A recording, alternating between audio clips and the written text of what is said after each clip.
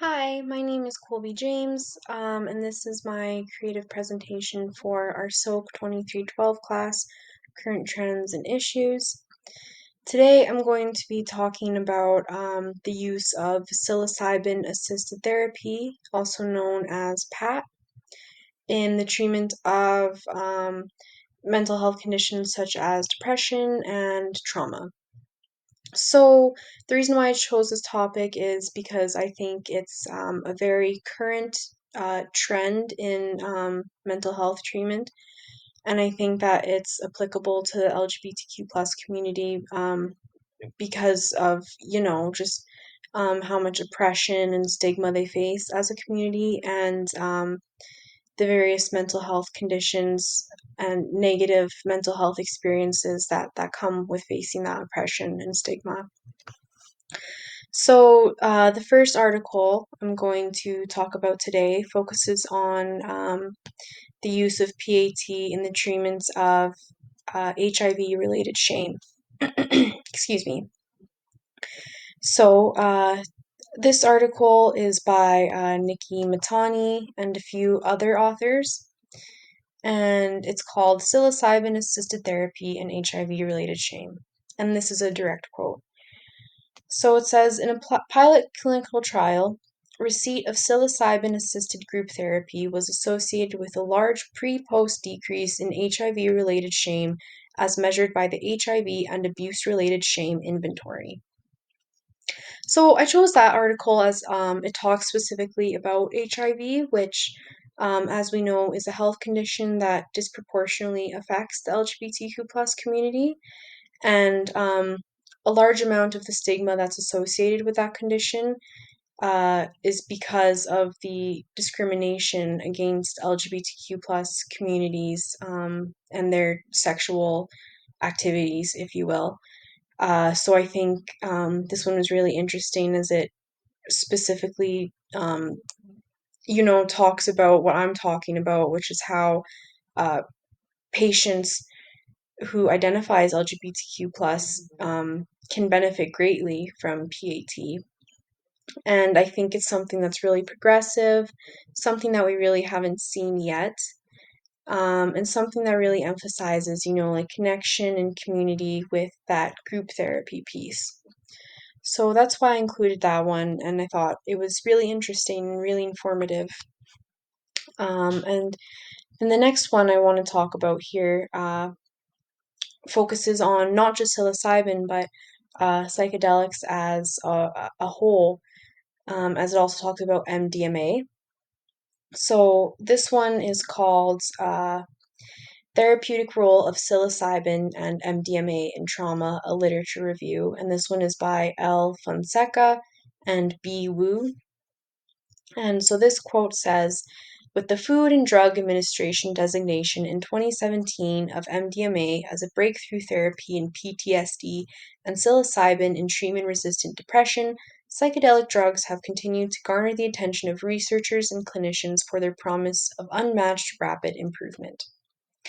So I thought that was really interesting as it really, like in the direct quote, it says, like this has been I'm paraphrasing, but it basically says, like, this has been researched.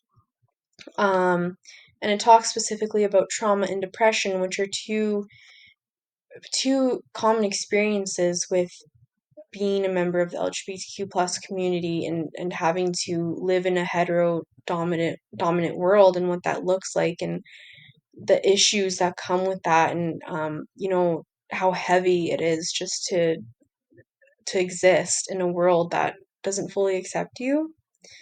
And of course, you're going to experience trauma and depression because of that. And, you know, traditional methods of prescription drugs, they're kind of a band-aid effect. They don't really get to like the root cause of what's causing that depression and what's causing that trauma, but psychedelics can just take you to that next level and can really help you process those negative emotions and all that trauma and stuff. So I thought that was really interesting as it really hones in on that and shows how not just PAT but psychedelics as a whole can be used to treat trauma and depression. Um, so in talking about those two articles, they talk about how psychedelics can be used in mental health treatment, but because this treatment, like PAT, because it's so new and because it's coming from a drug that has in the past been considered illicit, been considered a hippie drug, and not something that's, widely accepted yet. So, because of that, there's going to be some barriers and challenges in accessing that treatment. And I feel as emerging social workers, we should advocate for the better accessibility of treatments such as this. So, this next article here, and this is my last one, this one is titled Improving Access to Psilocybin Assisted Therapy Barriers, Challenges, and Recommendations by V. Tsang and C. Roney. And this one, quote, psilocybin assisted therapy has demonstrated significant potential in alleviating psychological distress. However, Health Canada's stringent control of PAT access via clinical trials and the Special Access Program presents challenges for primary care providers. The moral distress experienced by patients and providers due to delayed or denied access further emphasizes the urgency of addressing these barriers. So, like that article says, because uh, psilocybin kind of has like a history of stigma around it, some people struggle with using that in mental health treatment for themselves. And also because of how tightly controlled it is right now, it's hard to access that. So, as an emergent social worker, I think advocating for improved accessibility and more education and awareness of how effective PAT is for mental health treatment is something that I would really like to focus on in my future career. And yeah, so those are my three articles, and that was my creative presentation. I hope you enjoyed it. I hope it was informative for you. And yeah, thanks for watching. And yeah.